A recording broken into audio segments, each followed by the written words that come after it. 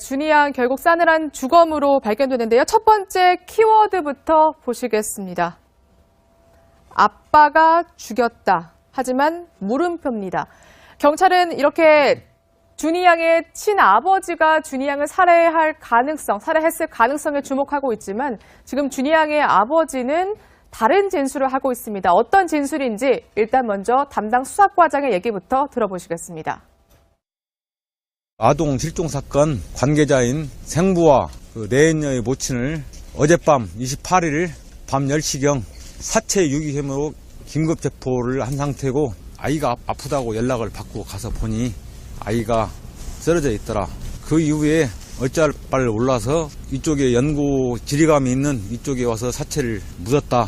새벽 1시경 사망한 걸 확인했고 그 이후에 곧바로 이쪽으로 이렇게 오게 되는 상황입니다. 네, 그러니까 시신을 유기한 건 맞는데 내가 죽이지는 않았다 이렇게 주장하고 있는 거죠. 그렇습니다. 지금 최초로 이제 이게 수사가 시작이 된 게 통신 수사 때문에 됐거든요. 네. 인우동에서 내연녀의 모친이죠. 의붓 할머니죠. 할머니와 그다음에 친부인 고 씨가 군산으로 이동을 해서 그곳에서 다 같이 끊어졌는데. 통화 신호가 끊어졌다는 거죠? 그 통화 이제 내역 자체가 거기서 끊겨졌는데 그걸 추궁한 끝에 결국 그 시신도 발견하게 됐는데 아버지 고 씨는 이렇게 주장을 하죠. 방금 그 수사과장이 이야기했듯이 병원에 좀 가기 위해서 맡겼는데 나중에 연락을 가서 받고 가보니까 토사물이 입에 있어서 사망이 돼 있더라. 뭐가 이제 기도를 막아서 그렇죠.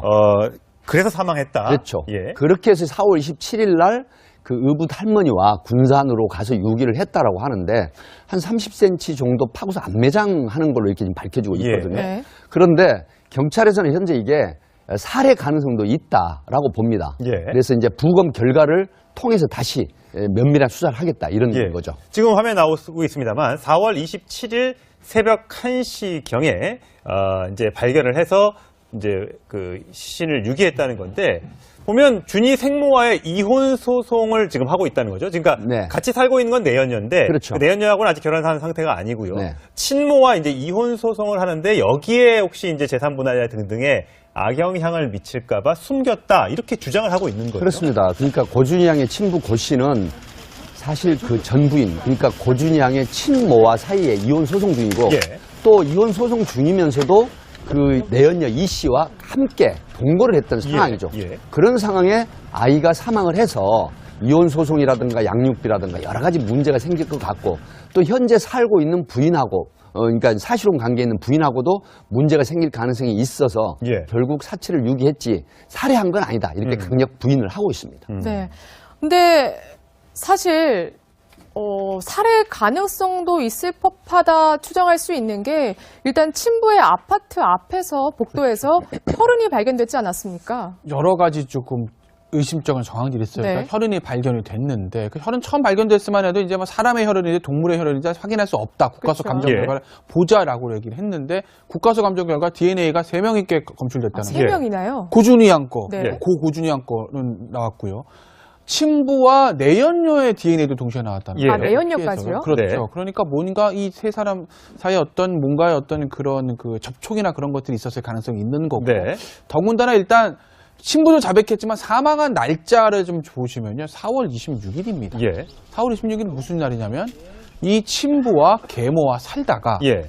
계모의 엄마 의붓 외할머니가 피 한 방울 섞여진 의붓 외할머니한테 고준희 씨가 옮겨진 날이라고 친부가 주장하는 날이 4월 26일입니다. 그렇죠. 그날 범행이 일어났다는 거예요. 예. 그러니까 뭔가 좀 석연치가 않죠. 아. 그러니까 왜냐하면 예를 들어서 뭐 4월 달에 계모한 그 외할머니한테 옮기고 뭐 7월이나 8월에 저런 일이 있었다고 하게 되면 몇 달 같이 살다가 그렇죠. 뭐 밥을 먹다가 뭐 토사물이 목에 걸렸을 수도 있겠다라고 생각을 할 수도 있으나 사실은 친부가 자기 어머니도 아니고 친외할머니도 아니고 의붓 외할머니한테 아이를 맡긴다는 것은 상식적으로 정말 이해 안 가는 거 아니겠어요? 예, 예. 더군다나 발달장애까지 있는 아이를 예. 피 한 방울 섞이지 않은 의붓 외할머니한테 맡긴다는 게 예. 절대 납득이 되지 않는다는데 네. 맡겼다고 주장한 그날 맡긴 첫날 새벽에 가보니까 이미 2시간 전에 토를 하고서는 기도가 막혀서 숨져 있었다는 예, 예. 그 변명들을 믿기가 조금 쉽지가 않죠. 예, 그래서 예. 아마 이 아직은 추정컨대 뭐 수사를 좀 해봐야 되겠지만 4월 26일 날 외할머니한테 옮겼다는 그런 진술들은 네. 범행을 은폐하기 위한, 예를 들어서 그 동네에서 고준이 양이 안 보이게 되면 예. 어디 갔지 찾지 않겠습니까? 아마 그런 것들을 은폐하기 위한 어떤 진술이 아니었을까라고 하는 예. 추정도 좀 가능할 예. 것 같습니다. 자세한 건 물론 수사 결과 좀 지켜봐야 일단 이제 평소 주변 사람들의 증언을 좀 들어봐도 친부와 내연녀가 아이를 학대했을 가능성, 학대는 아니더라도 방치했을 가능성이 있는 것으로 지금 알려지고 있습니다. 이웃 주민은 뭐 친부와 내연녀가 지나갔고 그 뒤로 이 준희가 울면서 지나갔다. 내년에 빨리 와라 이런 게 아니라 빨리 와! 뭐 이렇게 화내는 소리로 했었고 그걸 또 하면 또 저 애가 또 혼나는구나. 이렇게 해서 이제 층간소음 때문에 몇 번 올라가서 본 적이 있는데 애가 주눅 들어 있고 이런 것들을 여러 번 목격했다는 거 아니겠습니까? 네. 자. 어쨌든 지금 5살이기 때문에 아직 학교는 다니지 않는 미취학 아동입니다. 그래서 유치원, 어린이집에 다녔는데 이 어린이집 관계자 얘기를 들어보면 충분히 미심적인 부분이 한두 가지가 아닙니다. 들어보시겠습니다. 2개월 다녔어요. 2개월도 결석을 자주 했기 때문에 2개월이라고 할 수는 없어요. 4월 19일인가 그만뒀는데 4월 달은 한 번도 안 왔어요. 3월 말까지는 왔어요. 네, 최소한 살해까지는 아니더라도 학대했을 가능성은 정말 있는 것 같습니다. 그렇습니다. 그 주변 이제 경찰이 진술된 참고인 그 증언들을 통해서도 나온 얘기인데요. 사실은 사실혼 관계에 있는 동거녀에 네. 애가 있었습니다. 거기도. 그 아이와 함께 거주를 한 상태였거든요. 예. 그렇기 때문에 그러니까 그러면 처음에는 내연녀와 친아버지와 그 자식, 네. 함께 살았어요. 살고 이 아이, 준희 양도 같이 살고. 네, 같이 살다가 예. 이제 결국 할머니한테 애를 맡긴 다시 거죠. 양육을 맡긴 상태인데 그 함께 살 때 이 아이에 대한 학대 정황들이 쉽게 말하면 참고인 진술 등에서도 조금씩 나오고 있죠. 예. 왜 그러냐면 본인의 그 한 살 더 먹은 이 사실혼 관계에 있는 아들과 예. 그다음에 한 살 어린 고준희 양이 자주 다퉜다고 합니다. 근데 그 부분 때문에 부부 싸움도 있었던 걸로 지금 알려지고 있죠. 예. 그렇기 때문에 결국 준희 양을 바로 사실혼 관계에 있는 내연녀의 친어머니에게 맡긴, 그러니까 굉장히 좀 복잡하게 들리는데 그러네요. 양할머니죠. 예. 의붓 할머니죠. 예. 할머니에게 맡겼는데 우리 김태현 변호사의 저도 그 말에 굉장히 공감을 하는 부분이 사실은 자폐아로 알려져 있죠. 우리가 발달장애라고 하는데 네. 굉장히 좀 고집스러운 부분이 있거든요. 그래서 친한 가족 관계가 아니면 사실 정이 들지 않은 외부인이라든가 아니면 또 정이 들지 않은 사람의 말은 잘 안 듣는 아집 현상이 조금씩 있습니다. 네. 그렇다고 하면 어떤 행동이 나오겠어요? 밥을 제때 먹으라 그래도 먹지 않는다. 아니면 또 어떤 이야기를 했을 때 잘 들어주지 않았을 때는 네. 학대행위가 이루어지거든요. 그래서 26일 날 밤 1시에 연락을 받고 왔더니 토사물이 입에 있는 채로 사망해 있더라고 하는 부분은 굉장히 공감하기 어려운 진술이죠. 예. 왜냐하면 만약에 아이가 질식한 상황이면 할머니가 61세인데 네. 내버려 뒀겠어요. 바로 병원에 그냥 연락을 말고. 했거나 그렇죠. 아니면 토사물을 치우면서 어떤 조치를 했겠죠. 그랬겠죠. 근데 죽게 내버려 뒀다가 2시간 후에 애 친아빠가 왔는데 토사물이 있는 채로 사망해 있더라 하는 부분은 경찰의 이런 부분을 지금 믿지 않을 가능성이 높습니다. 그렇겠지만 사망한 날짜를 좀 보시면요. 4월 26일입니다. 예. 4월 26일은 무슨 날이냐면 이 친부와 계모와 살다가 예. 계모의 엄마, 의붓 외할머니가 피 한 방울 섞여 있는 의붓 외할머니한테 고준희 씨가 옮겨진 날이라고 친부가 주장하는 날이 4월 26일입니다. 그렇죠. 그날 범행이 일어났다는 거예요. 예. 그러니까 뭔가 좀 석연치가 않죠. 아. 그러니까 왜냐하면 예를 들어서 뭐 4월 달에 계모한 그 외할머니한테 옮기고 뭐 7월이나 8월에 저런 일이 있었다고 하게 되면 몇 달 같이 살다가. 그렇죠. 뭐 밥을 먹다가 뭐 토사물이 목에 걸렸을 수도 있겠다라고 생각을 할 수도 있으나 사실은 친부가 자기 어머니도 아니고 친외할머니도 아니고 의붓 외할머니한테 아이를 맡긴다는 것은 상식적으로 정말 이해 안 가는 거 아니겠어요? 예. 더군다나 발달장애까지 있는 아이를 피 예. 한 방울 섞이지 않은 의붓 외할머니한테 맡긴다는 게 예. 절대 납득이 되지 않는 네. 날인데 맡겼다고 주장한 그날 맡긴 첫날 새벽에 가보니까 이미 2시간 전에 토를 하고서는 기도가 막혀서 숨져 있었다는 예. 그 변명들을 믿기가 조금 쉽지가 않죠. 예. 그래서 아마 아직은 추정컨대 뭐 수사를 좀 해봐야 되겠지만 4월 26일 날 외할머니한테 옮겼다는 그런 진술들은 네. 범행을 은폐하기 위한, 예를 들어서 그 동네에서 고준이 양이 안 보이게 되면 예. 어디 갔지 찾지 않겠습니까? 아마 그런 것들을 은폐하기 위한 어떤 진술이 아니었을까라고 하는 예. 추정도 좀 가능할 예. 것 같습니다. 자세한 건 물론 수사 결과 좀 지켜봐야 됩니다. 일단 이제 평소 주변 사람들의 증언을 좀 들어봐도 친부와 내연녀가 아이를 학대했을 가능성, 학대는 아니더라도 방치했을 가능성이 있는 것으로 지금 알려지고 있습니다. 이웃 주민은 뭐 친부와 내연녀가 지나갔고 그 뒤로 이 준희가 울면서 지나갔다. 내년에 빨리 와라 이런 게 아니라 빨리 와! 뭐 이렇게 화내는 소리로 했었고 그걸 또 하면 또 저 애가 또 혼나는구나. 이렇게 해서 이제 층간소음 때문에 몇 번 올라가서 본 적이 있는데 애가 주눅 들어 있고 이런 것들을 여러 번 목격했다는 거 아니겠습니까? 자.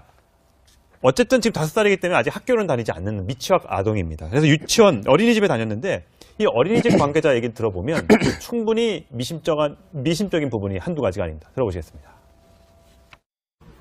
2개월 다녔어요. 2개월도 결석을 자주 했기 때문에 2개월이라고 할 수는 없어요. 4월 19일인가 그만뒀는데 4월 달에는 한 번도 안 왔어요. 3월 말까지는 왔어요.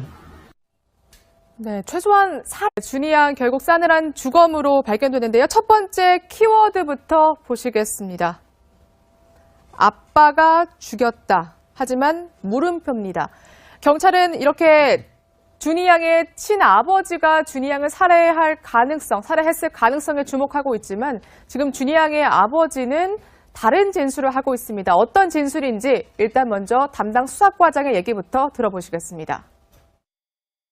아동 실종 사건 관계자인 생부와 내연녀의 모친을 어젯밤 28일 밤 10시경 사체 유기 혐의로 긴급 체포를 한 상태고 아이가 아프다고 연락을 받고 가서 보니 아이가 쓰러져 있더라. 그 이후에 어쩔 바를 몰라서 이쪽에 연고 지리감이 있는 이쪽에 와서 사체를 묻었다. 새벽 1시경 사망한 걸 확인했고 그 이후에 곧바로 이쪽으로 이렇게 오게 되는 상황입니다. 네, 그러니까 시신을 유기한 건 맞는데 내가 죽이지는 않았다 이렇게 주장하고 있는 거죠. 그렇습니다. 지금 최초로 이제 이게 수사가 시작이 된 게 통신 수사 때문에 됐거든요. 네. 인우동에서 내연녀의 모친이죠. 의붓 할머니이죠. 할머니와 그다음에 숨겼다 이렇게 주장을 하고 있는 거예요. 그렇습니다. 그러니까 고준희 양의 친부 고 씨는 사실 그 전부인, 그러니까 고준희 양의 친모와 사이에 이혼 소송 중이고 예.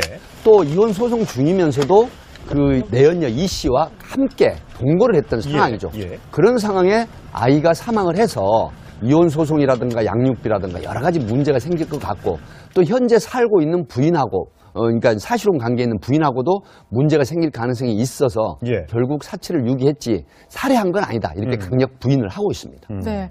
근데 사실 살해 가능성도 있을 법하다 추정할 수 있는 게 일단 친부의 아파트 앞에서 복도에서 혈흔이 발견됐지 않았습니까? 여러 가지 조금 의심쩍은 정황들이 있어요. 네. 그러니까 혈흔이 발견이 됐는데 그 혈흔 처음 발견됐으면 해도 이제 뭐 사람의 혈흔인지 동물의 혈흔인지 확인할 수 없다. 국가수 그렇죠. 감정 예. 결과를 보자라고 얘기를 했는데 국가수 감정 결과 DNA가 3명이게 검출됐다는 세 거예요. 명이나요? 고준희 양 거, 네. 고 고준희 양 거는 나왔고요.